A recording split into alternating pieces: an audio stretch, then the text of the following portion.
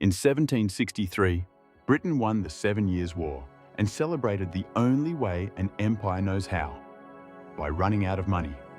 They looked at their American colonies and said, "Hey, we protected you from the French. Now pay us. A lot."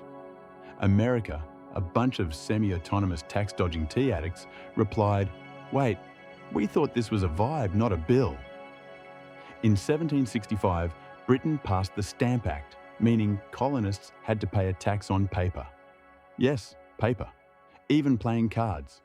Britain basically said, "Nice newspaper you got there. Be a shame if it became illegal." The colonies freaked out.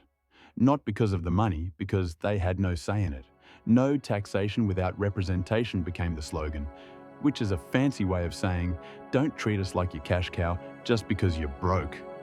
Colonists burned effigies, boycotted British goods, and formed mobs.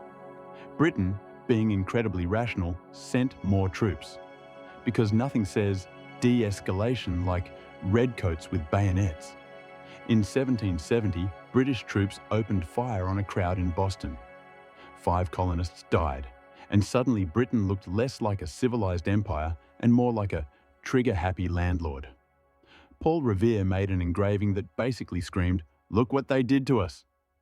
And the colonial rage meter hit red.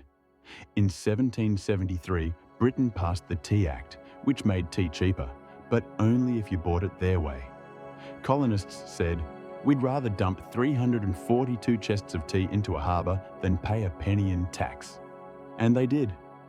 Dressed as Mohawk warriors, because colonial cosplay was apparently a thing, they boarded ships and tossed millions of dollars worth of tea into the sea. Because that's how you protest unfair pricing, with a caffeine tantrum.